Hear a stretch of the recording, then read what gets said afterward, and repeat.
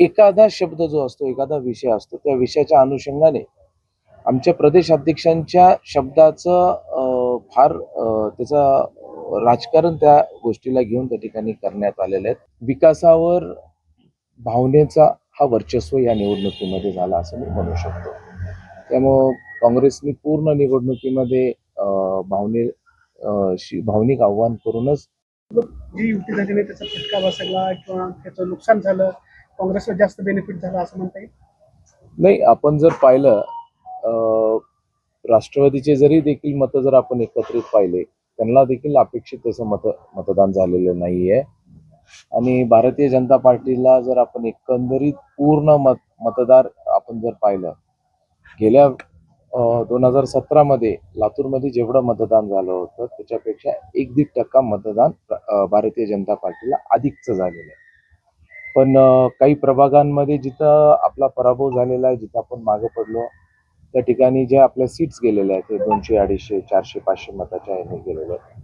आणि काही प्रभाग जे आपले जिंकलेले ते 3-3, 2,500, 2,000, 2,000च्या पुढून देखील आपले काही सीट जिंकलेले आहेत. त्यामुळं एक पॅटर्न जो म्हणतो काही भागामध्ये काही प्रभागामध्ये म्हणजे मी या निवडणुकीचं एका ओळीत जर सांगायचं जर म्हटलं तर विकासावर भावनेचा हा वर्चस्व या निवडणुकीमध्ये झाला असं मी म्हणू शकतो.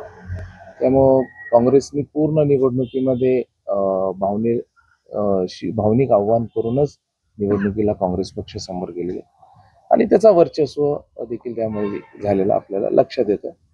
आणि आमच्या ह्याच्यात देखील आपण काही कमी जास्ती गोष्टी असतील त्या देखील आम्ही पक्ष म्हणून एकत्रित बसू आणि त्याच्यावर चर्चा आणि त्याच्यावर आमचं सगळ्यांचं चिंतन देखील आम्ही सर्व करू.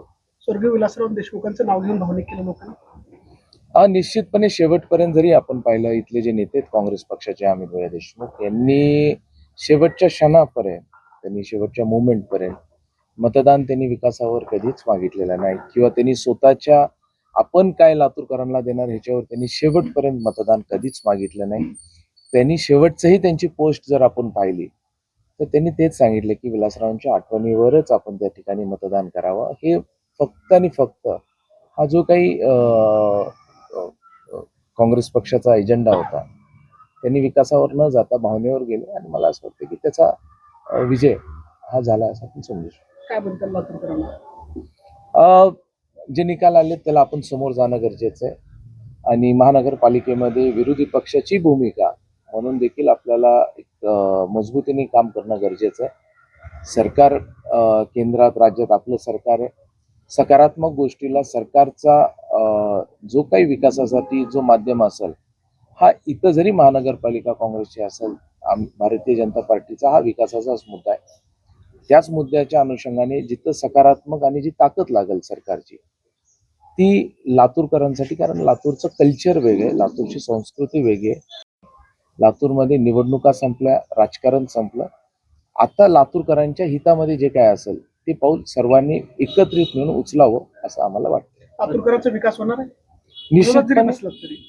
निश्चितपणे विरोधात जरी बसलं तर केंद्रात राज्यातून जे काही सरकारची भूमिका असेल त्याच्यातून जे काही आपल्याला निधी असेल, जे कामं खेचून आणता येईल ते आपण घेऊन येऊ आणि एक सक्षम महानगरपालिकेमध्ये प्रत्येक प्रश्नाला असेल, विविध गोष्टीला असेल, त्या ठिकाणी महानगरपालिकेमध्ये ती भूमिका सर्व नगरसेवकांची असेल, पण सकारात्मक पद्धतीने लातूरच्या संस्कृतीला शोभल अशा पद्धतीचंच काम या ठिकाणी केलं जाईल. जिल्हा परिषद पंचायत समितीच्या आता निवडणुका आहेत, याचा वचका काढणार का भाजप?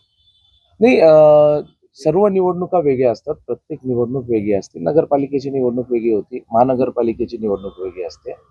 एखादा शब्द जो असतो, एखादा विषय असतो, त्या विषयाच्या अनुषंगाने आमच्या प्रदेश अध्यक्षांच्या शब्दाचं फार त्याचा राजकारण त्या गोष्टीला घेऊन त्या ठिकाणी करण्यात आलेलं आहे.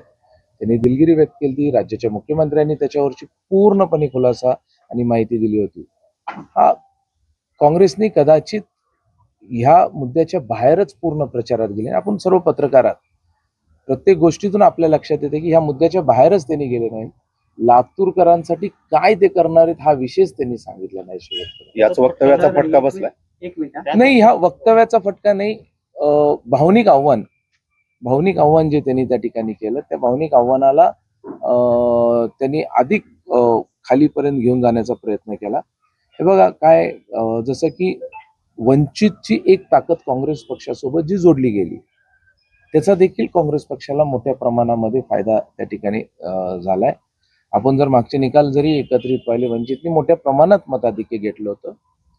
आज जो पूर्व भागामध्ये जी अपेक्षा आम्हाला राष्ट्रवादी पक्ष काही मतदान घेतील असं आम्हाला वाटत होतं, राष्ट्रवादीला तसे मतदानच कुठं अपेक्षित झालेले नाहीयेत आणि वंचितची पाठिंबा पाठबळ हे काँग्रेस पक्षाला मिळाल्यामुळं आज जर आपण जर पाहिलं, माझी विनंती असेल, अनेकदा आता शेवटी यश यश असतंय, अपयश अपयश असतंय आणि शेवटी जर कॅल्क्युलेशन आम्ही जरी किती सांगितले, मतं किती पडली भारतीय जनता पार्टीला हे जर आपण शहरामध्ये जर पाहिलं, हे काँग्रेसपेक्षा कितीतरी पटीने भारतीय जनता पार्टीला लोकांची पसंती ही जी मताच्या रूपातून झालेली आहे अधिकची आहे काँग्रेस पक्षापेक्षा.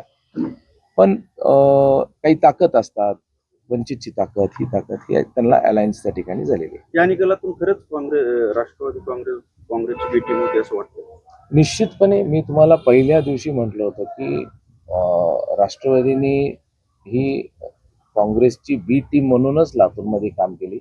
इथल्या जे वरिष्ठ नेते होते राष्ट्रवादीचे यांच्या कुणाच्याच मनामध्ये वेगळं लढायचं नव्हतं. पण स्थानिकच्या जे नंतर काँग्रेसमधून जे राष्ट्रवादीमध्ये आले हा त्यांचा हट्टास होता की आपण वेगळं लढायला पाहिजे. आणि त्या अट्टासापोटी आज जर आपण पाहिलं जे मताचं विभाजन जर काही ठिकाणी झालं नसतं तर आता आमची 1 नंबर प्रभाग आहे, काही असे प्रभाग आहे, त्या ठिकाणी भाजपच्या जागा सरळ सरळ लागल्या असत्या. 8 नंबरचा प्रभाग आहे, ह्याच्यामध्ये देखील भारतीय जनता पार्टीची जागा आली असती. तर मला असं वाटतं की हे कुठंतरी आता निवडणुका निकाल लागले त्याच्यावर जास्त भाष्य करणं. लातूर महानगरपालिकेमध्ये बाहेरच्यांनी या ठिकाणी जास्त प्रचार करण्याबाबत जो चर्चेचा विषय ठरला होता. आता जिल्हा परिषदच्या निवडणुकीला आम्ही देशमुख जिल्ह्यात प्रचार करणार नाही, ते एक भाषणातलं गिमिक मुद्दा असतो, त्यांनी ते बोलतात. त्यांनी बोलले आता मागच्या अनेक वर्षानुवर्ष आपण पाहतोय निलंग्यामध्ये सगळे लातूरचेच प्रभारी होते. याचा अर्थ असा थोडी आहे. म्हणजे ज्या माणसानी लातूरचा खासदार बाहेरचा केला त्या माणसाने ह्या विषयावर तर बोलू नये असं मला वाटतंय. किमान या सगळ्या गोष्टी आपण लक्षात पाहिल्या. हे निवडणुकीतलं एक बोलण्याचं गिमिक आहे.